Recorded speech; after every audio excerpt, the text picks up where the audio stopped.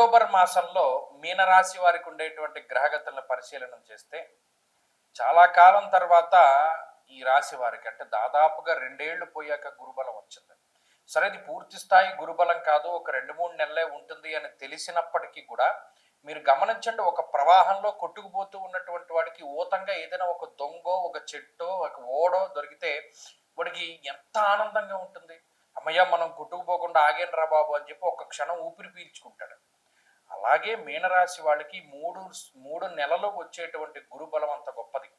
ఈ 18వ తారీఖు నుండి పంచమ స్థానం ముందు గురుని యొక్క సంచారం ఎంత దారుణమైన గ్రహస్థితి అంటే మొత్తం 9 గ్రహాలు ప్రతికూలంగా ఉండేటువంటి పరిస్థితులు. రాహు వ్యయం, ఏలినాటి శని, అర్ధాష్టమ గురుడు, అష్టమంలో కుజుడు, సప్తమంలో రవి, షష్ఠ స్థానంలో శుక్రుడు, అలాగే సప్తమంలో బుధుడు. ఎన్ని గ్రహాలు చూసుకుంటే అన్ని గోచారంలో ప్రతికూలంగా ఉంటే అలా మనిషి ఎలా వాడు బయటపడతాడు? నడవాలి, చాలా దూరం వెళ్ళాలి, అసలే చీకటి, చెప్పులు కూడా లేవు కాళ్ళకి, దారంతా కూడా గతుకులుగా ఉన్నది, ముళ్ళు రాళ్ళు రప్పలు అన్నీ ఉన్నాయి. వాడి చేతికి ఏదో దీపం దొరికితే గాలివాన్లో దీపం ఆరిపోతే వాడి పరిస్థితి ఏమవుతుంది? అగమ్య గోచరం. వాడు వెళ్తున్నాడో ఆగిపోవడం కూడా అది తెలియదు. అలా అయిపోయింది మీనరాశి వాళ్ళ పరిస్థితి. అంటే అంత దారుణమైన కష్టాలు. ఇప్పుడు ఒక గురు బలం అనేటువంటిది ఒక పెద్ద టార్చ్ లైట్. ఒక 100 వాట్ బల్బు దొరికితే మనకి చీకట్లో ఎంత కాంతి వస్తుందో అంత బలం గురు బలం వల్ల వస్తుంది. అది చాలు జీవితానికి. ఇక్కడ రాయి ఉంది, పక్క నుండి వెళ్ళిపోతాడు. మిగతా సౌకర్యాలు ఏమక్కల్లా, ఒక లైట్ చాలు జీవితానికి. అది గురువు ఇస్తాడు, ఆ కాంతి గురువు ఇస్తాడు. పంచమ స్థానమందు, బుద్ధి స్థానమందు గురుడు అంత ప్రచోదనాన్ని ఇస్తాడు. కాబట్టి ఈ మాసం అదృష్టమైనటువంటి, ఇది ఒక అదృష్టమే కదా. మరి గురుడు సాధారణంగా ద్వాదశ మాసాన్ని అన్నాడు. 12 నెలలు ఒక రాశిలో ఉండవలసిన గురువు మీ అదృష్టం వల్లే కదా 3 నెలల పాటు మీకు యోగించి మళ్ళా వెనక్కి వెళుతున్నాడు.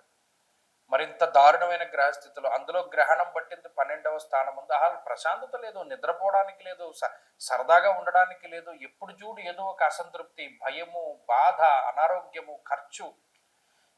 ఇలాంటి పరిస్థితుల్లో గురుబలం స్వస్థతనిస్తుంది. అది ఒక్కటి నేను చెప్పగలను. ఎందుకంటే ఇంకా నేను ఎన్ని ఉదాహరణలు చెప్పినా అది తక్కువే. చెప్పుకుంటూ వస్తున్నాం. మీనం వాళ్ళు పడుతున్నారు అనేక రకాల సమస్యలు, ఒకదాని తర్వాత ఒకటి వస్తున్నాయి. ఇప్పుడు గురుని యొక్క మార్పు, ఉపశమనం ఈ అక్టోబర్ 18. దానితో పాటు ఈ రవి కుజ గ్రహాలు అష్టమ స్థానంలోనే ఉన్నా కూడా ఆ గురుని యొక్క దృష్టి రాశి మీద పడుతుంది. ఇంకేమీ లేవు. మళ్ళా ఒక గురుడు తప్పితే ఈ మాసంలో యోగించే గ్రహాలు ఏమీ లేవు. మళ్ళీ ఒక బుధుడు ఏమైనా అష్టమంలో యోగించేటువంటి స్థితి, బుధుడు కూడా యోగించరు. గత మాసంతో పోల్చుకుంటే ఈ మాసంలో ఒక గురువే మార్పు. ఆ గురువు మార్పు ఎలా ఉంటుందో మీరు అనుభవించి కామెంట్లో పెట్టండి. వచ్చే మాసంలో మీరు గమనించండి, సెప్టెంబర్ నెల ఎన్ని ఇబ్బందులు పడ్డారో అక్టోబర్ 18 దాటాక అంత ఉపశమనం వస్తుంది. అప్పుడు మీరు కామెంట్ చేయండి. ఈ వీడియో ఒక నెల పోయిన తర్వాత కూడా చూడండి, మీకే ఆ మార్పు తెలుస్తుంది. మిగతా గ్రహాల ప్రతికూలతను తగ్గించుకోవడానికి ఎక్కువగా సుబ్రహ్మణ్య ఆరాధన చేస్తూ ఉండండి. అమ్మవారికి రాహుకాలంలో దీపారాధన చేయండి, మంచి ఫలితాలు సంప్రాప్తమవుతాయి. స్వస్తి.